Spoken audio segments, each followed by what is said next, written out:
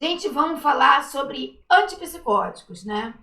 Para falar de antipsicóticos, a gente tem que falar antes de esquizofrenia, né? Ou psicoses também, só para não confundir. Psicose nem sempre é esquizofrenia, esquizofrenia é uma das psicoses. Então a gente vai falar na fisiopatologia da psicose, da esquizofrenia, nos tratamentos, na farmacocinética e na farmacodinâmica dos principais fármacos antipsicóticos. A natureza da psicose e da esquizofrenia. Gente, a esquizofrenia é uma série, um conjunto de sintomas. É uma síndrome, né? Ela se caracteriza por alucinações visuais, auditivas, sonoras, né, auditivas, alucinações táteis, olfatórias. Existe uma desorganização total de pensamento, crenças falsas, tipo extraterrestre, vieram, me abduziram, levaram, instalaram um chip na minha cabeça. Ela é mais ou menos assim, tá? A esquizofrenia é considerada um transtorno de neurodesenvolvimento. Alguns tipos de esquizofrenia têm uma degeneração associados a ela, outros não. Então, você tem também ela associada a múltiplos genes, você tem mutações, né, que tem nesses genes, que são comuns a pessoas com esquizofrenia, né? Tem a inclusão de deleções e inserções nesses genes, e ela é altamente hereditária. Isso aí vocês têm que gravar, é a respeito da esquizofrenia. Agora a gente vai dar um caso clínico sobre esquizofrenia para vocês visualizarem, para vocês memorizarem o que é a esquizofrenia. Um homem branco de 22 anos, solteiro, se apresenta na clínica com sua mãe. Tá? Ele passa a maior parte do tempo dentro de casa e se recusa a sair sozinho. Esse é um dos principais sintomas da esquizofrenia, tá? É o sintoma negativo. Eu vou elucidar isso mais para frente. Tá? Até poucos meses atrás, ele trabalhava e vivia de forma independente. O paciente declara que cometeu um erro em sua declaração de imposto de renda e está convencido que a Receita Federal contratou detetives para descobrir onde ele mora. Já é estranho, né? Ele declara que desde que cometeu o erro, descobriu uma falha básica no algoritmo utilizado nos cálculos de imposto que poderá expor a base de todo o sistema de tributação e está convencido de que contratar assassinos disfarçados de motoqueiro. Então ele tem a alucinação visual. Depois de mudar para a casa da mãe, ele não viu mais os motoqueiros. Quer dizer, ele teve uma alucinação visual, não está vendo mais, mas acredita que eles estejam tentando rastrear suas atividades mentais, pensamentos persecutórios. Além disso, ele os ouve do lado de fora da casa, discutindo como irão matá-lo. Crenças falsas. Para derrotar os cobradores de impostos. Ele foi à polícia para ele ouve, né, esses cobradores de impostos lá de fora da casa, né, e estão planejando matá-lo, ou seja, alucinação auditiva. E ele foi à polícia procurando ajuda para derrotar os cobradores de imposto, né? Ele parece desconfiado, evita contato visual e demora para responder as perguntas enquanto demonstra estar preocupado. A fisiopatologia da esquizofrenia é um desbalanço dos neurotransmissores dentro do cérebro. Então, aquelas mutações genéticas causaram um desbalanço total dos neurotransmissores dentro do cérebro, né? Não somente mutações, mas a gente acha que também fatores epigenéticos estejam desenvolvidos com a esquizofrenia, ou seja, metilações, acetilações, as estonas que estão desenroladas ou não. Quando a estona está enrolada, lembra, aquela região não vai ser transcrita, quando está desenrolada, aquela região vai ser lida, né? A forma como o gene é lido muda, né? Então, você tem, de acordo com esse desequilíbrio entre neurotransmissores, não somente a dopamina, mas vários, a serotonina está envolvida, você tem anormalidades estruturais e funcionais, diferenças neuroanatômicas, redução geral de 5 a 10% do volume do cérebro, alargamento do volume do ventrículo lateral e do terceiro ventrículo, redução do volume da amígdala e do hipocampo, redução do cerebelo, o núcleo caudado e as estruturas talâmicas, perda da assimetria dos dois hemisférios. É muita coisa que esse desbalanço de neurotransmissores causa e, portanto, vai evoluir para todo o quadro dessa patologia, né? Aqui a gente tem o que eu falei ali. No caso, a gente tem o que a gente chama de sintomas positivos e sintomas negativos. Gente, sintomas positivos é tudo que o paciente ganha com a doença. Então, o que ele ganha? Ele ganha transtornos, delírios auditivos, delírios visuais, ele ganha pensamento desorganizado, pensamento persecutório. Então, é tudo que ele ganha de anormal, tá? E os sintomas negativos é tudo que ele perde com a doença. Porque a doença, a esquizofrenia, ela tem um aumento da dopamina em determinadas regiões e uma diminuição da dopamina em outras. Falando somente da dopamina, de um dos neurotransmissores. Então, ele vai ter uma diminuição da dopamina do pré-frontal, que é ligado à organização, é ligado às emoções, e ele vai ter um aumento da dopamina em outras regiões que vão dar os pensamentos persecutórios, vai dar as alucinações. Então, quando, por exemplo, diminui a dopamina no pré-frontal, ele vai ter uma série de sintomas, que é isolamento social, diminuição da expressão emocional. Então, por exemplo, ele não se sente mais motivado por algumas coisas. Quando você olha um chocolate, você se lembra que aquele chocolate é legal, que aquele chocolate é bom, um chocolate suíço, né? Ou um chocolate assim da Copenhague. Você diz, nossa, aquilo, você se sente motivado a ir atrás daquele chocolate, não é verdade? Mas a pessoa com esquizofrenia, ela passa a ter um embotamento dessa personalidade. Ela passa a ter não se sentir tão motivada assim pelos fatos da vida, as coisas boas, etc, né? Então esse é o que ela perde com a esquizofrenia, tá? Existem 3 hipóteses para a esquizofrenia, tá? A gente tem a hipótese dopaminérgica. A hipótese dopaminérgica que liderou a indústria farmacêutica, mais no início, né, do advento dos remédios, os primeiros antipsicóticos eram baseados na hipótese dopaminérgica. Depois a gente tem a hipótese serotoninérgica. Essa hipótese serotoninérgica, ela está incluída nos antidepressivos mais novos, os antidepressivos de última geração, os mais caros, os antidepressivos não, os antipsicóticos de última geração mais caros. E temos a hipótese glutaminérgica, que ainda existem muitos gaps nessa hipótese. Então, as duas principais e a mais importante é a dopaminérgica. A hipótese dopaminérgica é que passou-se a observar que os sintomas da esquizofrenia melhorava com antagonistas da dopamina. Então, a gente tem um remédio muito famoso, que é o haloperidol, Haldol, e esse remédio, ele bloqueia o receptor D2, de dopamina. E observou que os sintomas, os delírios, diminuem.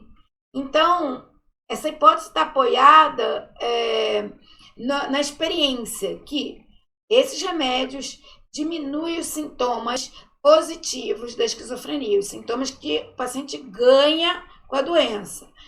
E também observou que pacientes que fazem uso de levodopa, que é um remédio para mal de Parkinson, que é o contrário, é a falta de dopamina, eles têm o perigo de apresentar distúrbios, delírios, de apresentar alucinação. Então, começou-se a pensar que realmente era a dopamina que estava envolvida com a esquizofrenia. O excesso dela é que estaria envolvido, né? E você também observa que sintomas esquizofreniformes são comuns em pessoas que fazem abuso, por exemplo, de cocaína, apomorfina e anfetamina. Sabe aquelas mulheres para emagrecer, que querem emagrecer de qualquer maneira, elas tomam anfetamina. Gente, eu ia em muita academia de ginástica no Rio de Janeiro. Eu sou carioca, né? Eu morava no Rio e eu conheci muita gente mesmo, que fazia uso de dopamina, de anfetamina. Essas pessoas que fazem uso de anfetamina para emagrecer, e assim, tem um tempo que isso era muito moda nas academias, se eu queria emagrecer de qualquer maneira, eu tomava anfetamina, ficava louca, subindo no lustre, louca, entendeu? Você fica muito louca tomando anfetamina, porque ela aumenta a dopamina. Então, tudo isso aqui embasou a teoria dopaminérgica. A teoria serotonérgica ela é baseada em dois receptores, o 5-HT2A e o 5-HT2C. Gente, eles não têm nada a ver com 5-HT. O 5-HT é envolvido com a serotonina e envolvido com a depressão. Esses aqui é 5-HT2A e 5-HT2C. Eles servem para modular a liberação de dopamina. Eles são serotonérgicos, mas eles servem para modular a liberação de dopamina. E o que tem é uma subclasse de receptores serotonérgicos. E o que tem isso? O que tem é que se observou que bloqueando esses receptores, há uma melhora nos quadros de alucinação e de esquizofrenia. Então, essa hipótese serotonérgica, ela serviu para o desenvolvimento de fármacos mais atuais, tá? Descobriu-se também que o LSD, que é um alucinógeno, ele atua nesses receptores serotonérgicos, por isso é que ele causa alucinação. Então, quando você faz o bloqueio deles, você diminui o quadro de alucinação por parte de alguém que tem esquizofrenia. Então, veja bem, não tem nada a ver com o receptor 5-HT, que a gente usa para transtornos de depressão. É o 5-HT2A e o 5-HT2C. Se você falar 5-HT2, já está ótimo. São esses receptores que são usados junto com os receptores D2 nos fármacos atuais. Vamos lá. Aqui a gente tem, só para relembrar, como a dopamina é feita através da tirosina e como a serotonina é feita através do triptofano. Então, você tem aqui, você vê que ali tem a tirosina, ele dopa, aí vai dar a dopamina e vai sair ali. Você tem aqui o triptofano, né, que vai virar a serotonina, 5-HT, e vai ser secretada.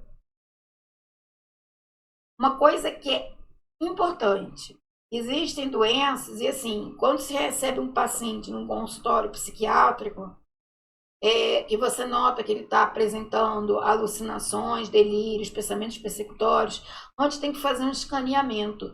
Eu falei até anteriormente, num vídeo sobre depressão, e sempre um escaneamento é necessário para buscar outros motivos que aquela pessoa está apresentando aquele sintoma. Você só dá um diagnóstico de esquizofrenia depois que você fez um diagnóstico diferencial. Existem doenças como depressão, demência, intoxicações por metais pesados, intoxicação por monóxido de carbono, drogas ilícitas, LSD, cocaína, medicamentos, transtorno bipolar, hiperparatiroidismo, hipertiroidismo, renais crônicos e hepatopatas que podem apresentar sintomas de esquizofreniformes. E você tem que fazer essa diferenciação porque um diagnóstico de esquizofrenia é algo muito sério. E o tratamento também é algo para sempre. Até surgir um novo fármaco que quase não dê efeito, é algo para sempre. Então, sempre tem que fazer um diagnóstico diferencial. A gente tem aqui uma ação de como os fármacos agem. Você tem ali a secreção da dopamina e ali você tem o bloqueio do receptor. Então, esse tipo de bloqueio em todos os receptores D2 é muito desse fármaco aqui, ó, haloperidol, o famoso Aldol, porque ele tem alta afinidade. Os mais modernos, que são aqueles lá de cima, o primeiro principalmente, eles têm baixa afinidade. Isso vocês têm que gravar. Os fármacos mais antigos têm alta afinidade pelo receptor D2. Então, eles atuam em todo o cérebro, tá? De forma que não é focal. Os fármacos atuais, eles têm baixa afinidade e eles atuam em determinadas regiões. Por isso, eles dão pouco efeitos colinérgicos, eles dão pouco efeitos motores, pouca catesia, pouco efeito extrapiramidal. Eu vou explicar isso mais à frente. Aqui a gente tem antipsicóticos típicos, tá? Você tem, como eu disse, uma intensa ligação com receptores D2. Infelizmente, esses antipsicóticos típicos ainda são muito utilizados, tá? Porque eles são baratos, eles não custam caro, e no SUS quase sempre passa-se esse. Então, assim, paciente que não tem dinheiro para comprar os mais novos, vai infelizmente usar um Tipaldol da vida. E vai ter sintomas parecidos com a doença de Parkinson. Eles causam sintoma extrapiramidal. Então, porque eles bloqueiam a dopamina. Eu vou explicar mais à frente por que o efeito extrapiramidal quando se bloqueia a dopamina, tá? Tem antipsicóticos convencionais que não é mais usado mais. Eles, além de vários sintomas, dão sonolência, são muito ruins. Então, esses aqui, como a clorpromazina, é muito pouco utilizados. Os convencionais são muito pouco utilizados. Os que são mais utilizados são os antipsicóticos típicos e os atípicos. Aí, veja bem, os antipsicóticos atípicos é o que tem uma fraca ligação com os receptores de dopamina e também eles se ligam a receptores 5-HT2, que esse receptor é um receptor que vai modular a dopamina, é um receptor serotonérgico. Aqui a gente tem algumas características dos antipsicóticos atuais. Então, você tem ali alguns antipsicóticos mais famosos, né? E o que eles podem causar? Uns que se ligam altamente, a gente tem o haloperidol aqui, ó. O haloperidol, ele vai causar efeitos extrapiramidais. A ação sedativa dele é baixa. E a ação de hipotensão também é baixa, mas ele vai causar efeito extrapiramidal. Ele vai ele tem alta potência, ele tira os efeitos positivos, então alucinação, etc. Mas olha lá, a ligação dele com o D2 em relação ao 5-HT2 é média, mas é alta. Ele se liga com alta em relação um ao outro, é média, mas ao D2 a ligação dele é alta. E você tem substâncias mais novas, vamos ver ali a risperidona. Olha lá, ela causa baixos efeitos extrapiramidais, baixa sedação, baixa ação hipotensora, e vai ali, ó, a ligação dela com o D2 também é muito baixa. Aí você vai para quetiapina, baixa ligação ao D2, esses são os mais novos, tá? Diferente do Aldol, diferente desse aqui, ó. Nossa, olha esse, que horror. Então, você vai ali para quetiapina. Quetiapina, baixa ligação, potência clínica mais baixa que o outro, mas assim, efeito extrapiramidal muito baixa, ação sedativa média, quetiapina já é uma ação sedativa mais média. E ali, hipotensora, ação hipotensora de baixa a média. Vamos falar de efeito extrapiramidal. O que seria o efeito extrapiramidal que os antipsicóticos mais velhos causam, como o Aldol, o haloperidol? A gente tem aqui, em condições normais, você tem a liberação de dopamina, e essa dopamina, ela tem capacidade de inibir, modular a acetilcolina. Aí, a pessoa vai tomar um antipsicótico e vai ter os efeitos motores. Por quê? Você vai cortar a dopamina, bloquear, e você vai ter um excesso de acetilcolina. Gente, o que acontece com o excesso de acetilcolina? Efeitos psicomotores. Então, você vai ter um efeito extrapiramidal, que é um parkinsonismo. Então, você vai ter todos os transtornos da doença de Parkinson. Acatesia. Acatesia é um efeito muito estranho, tá? Eu já tive ele porque eu tomei aquele remédio para vômito, Plasil. E eu só soube que era acatesia tempos depois que eu perguntei a uma amiga minha médica. Mas o Plasil, eu não posso tomar Plasil de jeito nenhum. Não sei se algum de vocês já tomou, mas o Plasil, ele me causa, eu tenho acatesia com ele causa uma espécie de agonia. Você sente literalmente agonia. e você não consegue ficar parado. Você tem que se mexer, porque parece que a sua musculatura está mexendo sozinha. Causa uma aflição. É uma sensação que esses tipos de remédios mais velhos causam, que já levou muita gente ao suicídio, gente. Imagina, se o Plasil me causou isso e eu fiquei desesperada, você imagina uma pessoa que está tomando altas doses de um antipsicótico e começa a ter esses sintomas psicomotores e junto com uma agonia emocional, assim, é como se você fosse ser engolido por um grande buraco. É uma coisa horrível. Eu não posso tomar Plasil, tá? E tem uma distonia aguda, que é um sintoma onde você tem espasmos musculares e que podem ser até dolorosos. Dizem que quem tem essa distonia aguda nunca mais volta a tomar esse remédio, tá?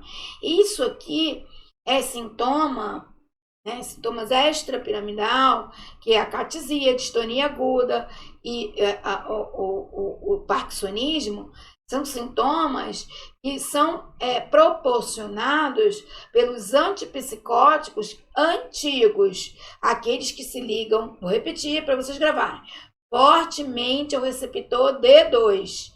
Os novos se ligam fracamente em determinadas regiões e se ligam também ao 5-HT2, que é o outro receptor serotonérgico. Tudo bem? Então, antigo causa efeito extrapiramidal, porque se liga fortemente ao D2 em todo o cérebro. Beleza? E os novos se ligam fracamente ao D2 em determinadas regiões do cérebro e se ligam também a receptores serotonérgicos 5-HT2, tá?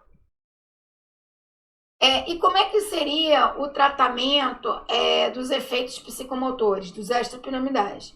A distonia aguda e os efeitos extrapiramidais, a gente dá anticolinésico. Se ele está com excesso de acetilcolina, o que você dá? Anticolinésico. Um anticolinésico conhecido é o Fenergan, que é aquele remédio para alergia. Só que o Fenergan, assim, a pessoa se dopa com o Fenergan. Então, eu já tomei Fenergan para alergia. Gente, eu tomei quase tudo na vida, tá? Mas o Fenergan, assim, eu tenho uma péssima lembrança, porque eu caí dura.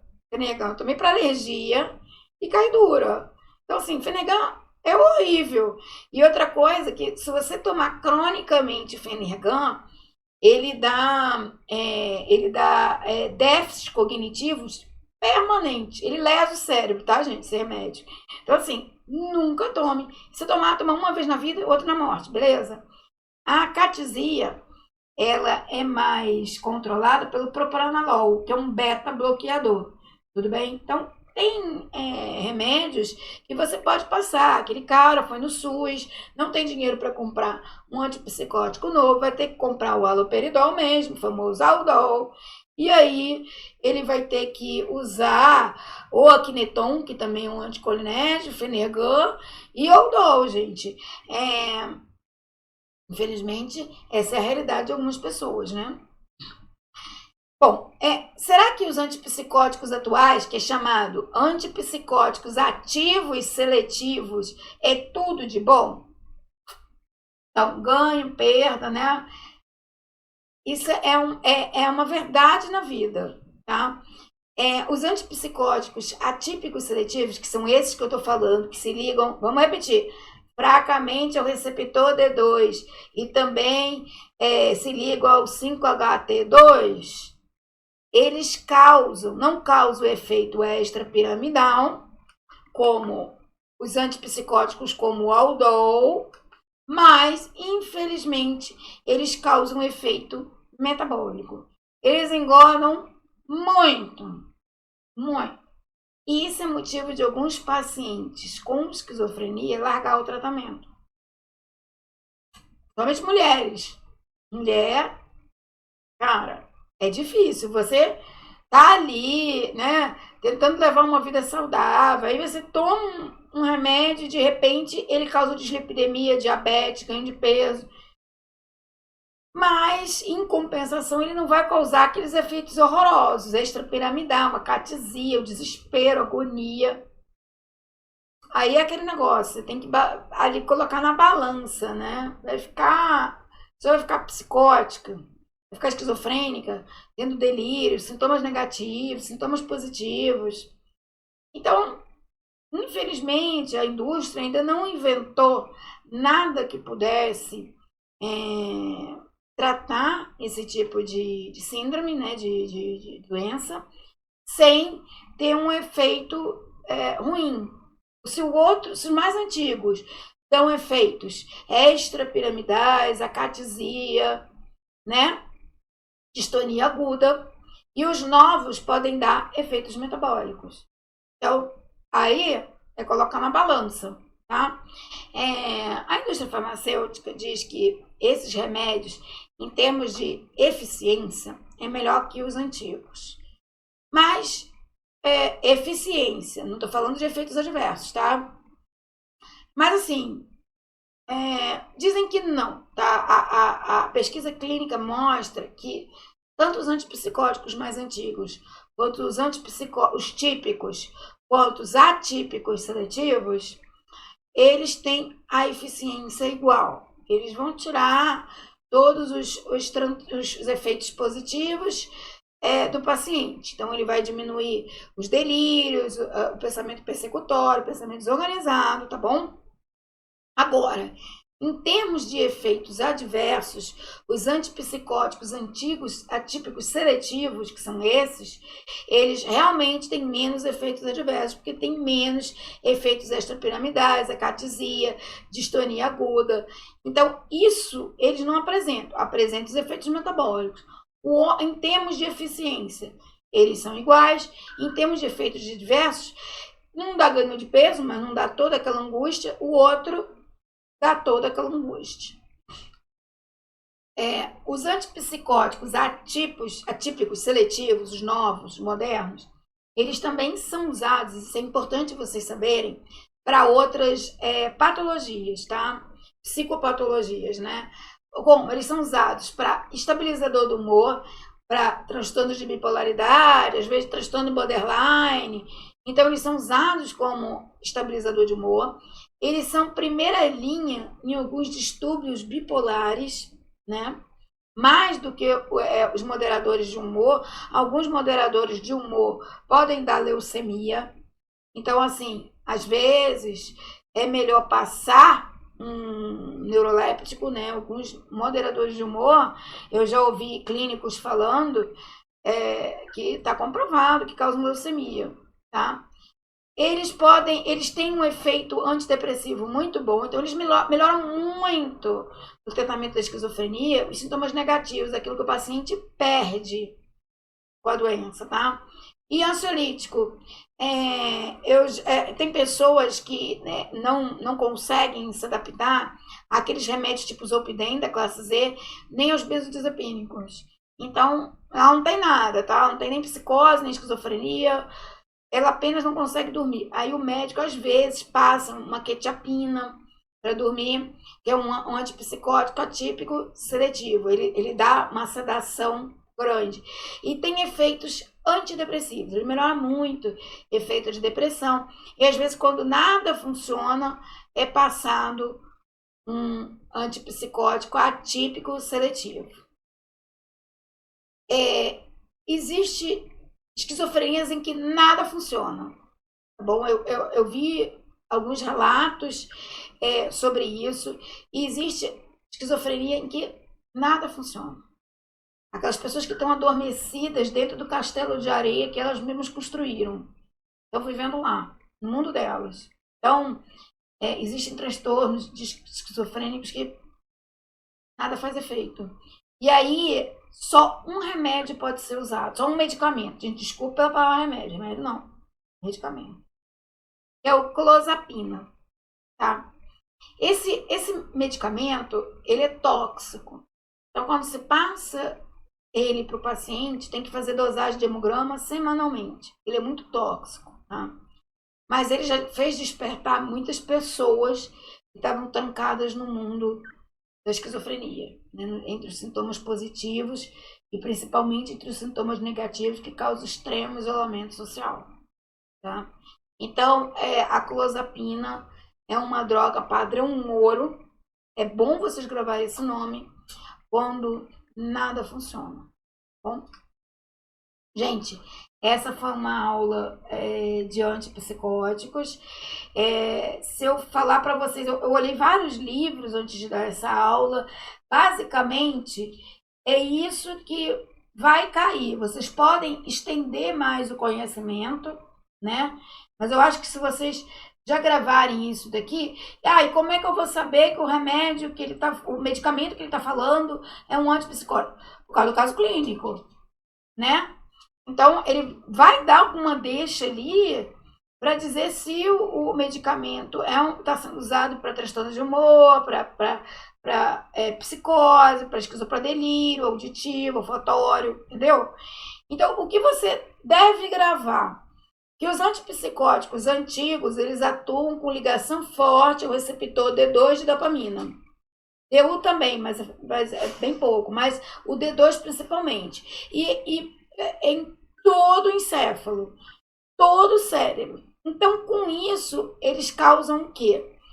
Um embotamento da personalidade, porque eles atingem o pré-frontal, diminuindo ainda mais a dopamina ali, e também eles vão dar sintomas extrapiramidais. Acatesia também, distonia aguda. Então, essa classe de medicamento, que se liga fortemente, que são os antigos, vai dar isso. Em termos de eficácia, é igual à classe nova. Em termos de efeitos adversos, esses vão dar efeitos polinérgicos. Por quê? Porque a dopamina ela vai ser bloqueada e não consegue tirar o excesso de acetilcolina. Ela não vai bloquear a acetilcolina. Beleza? Então, você vai ter efeitos psicomotores. Tá? Agora, em relação aos fármacos atuais, eles atuam no receptor D2 de forma seletiva em determinadas regiões do cérebro e nos receptores 5-HT2, que são receptores serotonérgicos.